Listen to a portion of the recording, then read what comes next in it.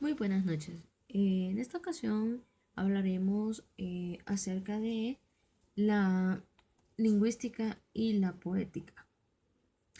Eh, en lingüística y poética, Jacobson planteó la inquietud de los lingüistas y teóricos literarios del mediados del siglo XX por determinar la relación esencial que existe entre la lingüística y la poética. Mm, la motivación principal de definir la relación adecuadamente se debe al interés de incluir tanto a la poética como a la lingüística, a la lingüista, eh, eh, a la lingüística, perdón, en los estudios literarios. La respuesta de Jacobson al respecto es contundente. La lingüística y la poética deben de actuar en conjunto debido a que, por un lado, el lenguaje tiene una función poética y por el otro, la lingüística se ocupa de problemas relativos a la lengua. Ahora, un lingüista ciego a los problemas de la función poética del lenguaje y un erudito de la literatura indiferente a los problemas planteados por la lengua y que no esté al corriente de los métodos lingüísticos son igualmente un caso flagrante anacronismo. Jacobson plantea que la cuestión fundamental para demostrar esa tesis radica en determinar si la poética forma parte de la lingüística o no. Para ello identifica el objeto de estudio de ambas. El objeto principal de la poética es la diferencia específica del arte verbal con respecto a otras artes y otros tipos de conducta verbal.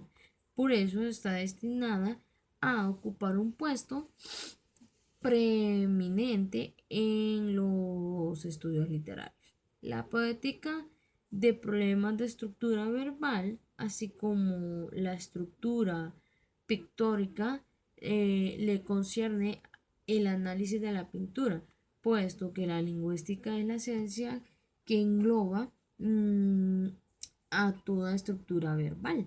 Se puede considerar a la poética como parte integrante de aquella.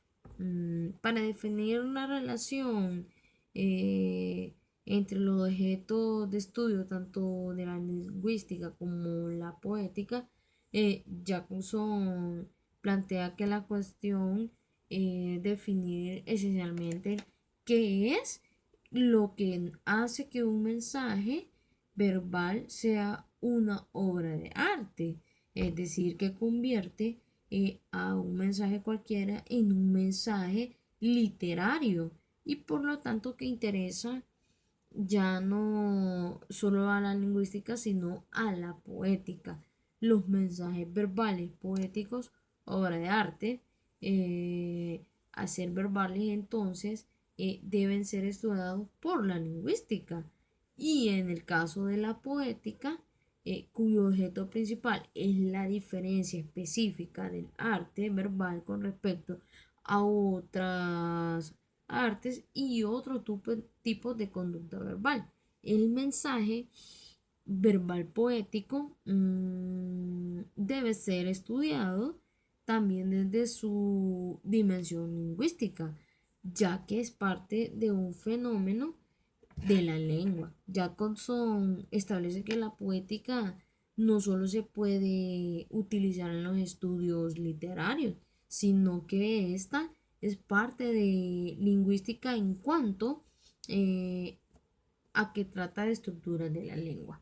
Mm, de acuerdo con Jacobson, la afirmación de que la poética se puede considerar como parte integrante de la lingüística presenta algunas objeciones. En primer lugar, el teórico reconoce que la poética puede estudiar, trasladarse a otras estructuras, ya sean musicales, cinematográficas, plásticas, etcétera, ya que los rasgos estructurales del argumento se conservarán a pesar de la desaparición de su forma verbal, como por ejemplo, de esto ya que son citas adaptaciones de obras literarias eh, a otros medios de expresión, como es el caso de adaptar Cumbres borrascosas en el cine. Muchos rasgos poéticos forman parte no solo de la ciencia del lenguaje, sino también de todas las teorías de signos, es decir, de la semiótica general. No obstante, esta afirmación es válida para el arte verbal y para todas las variantes de la lengua, puesto que esta parte, eh, puesto que esta parte comparte muchas prioridades eh, con cualquier otro sistema de signos, e incluso que todos ellos, rasgos pens pansemióticos, no todo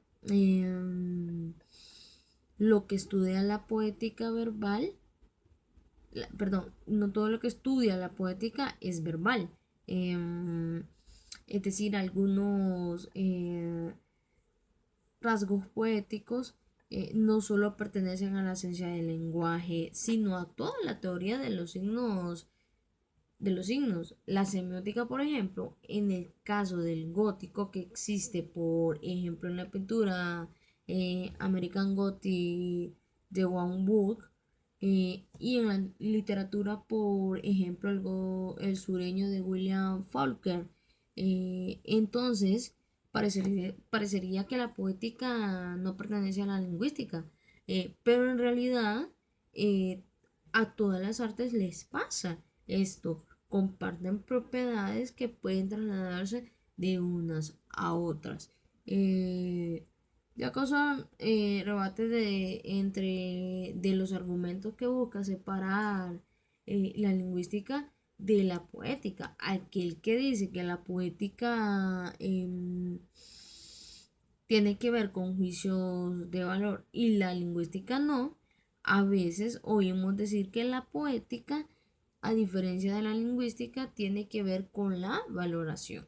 Esta separación mutua de los dos campos se basa en una interpretación actual, pero es errónea, del contraste entre la estructura de la poesía y otros tipos de estructura verbal. Jacobson dice que en realidad todas las estructuras verbales tienen carácter intencional, y que la expansión de la literatura en el tiempo y espacio es paralela a la de la historia de fenómenos lingüísticos. Los juicios de valor de una poética están relacionados con la historia de los fenómenos lingüísticos de la misma lengua. Es decir, que se relaciona en valor y aprecio literario con el valor de las formas específicas de hablar o del hablar. Incluso una expansión tan discontinua como la resurrección de poetas arrinconados u olvidados es paralela a la historia de las lenguas normativas propensas a reavivar modelos caducados, a veces largo tiempo en el olvido, como ocurrió con el checo literario, lengua que hacia comienzos del siglo XIX propendía a los modelos del siglo XVI. Eh, una vez que Jacobson ha aclarado las objeciones comunes a la afirmación de que la poética está contenida en la lingüística, el teórico afirma que el lenguaje debe ser investigado en toda la gama de funciones, de su función,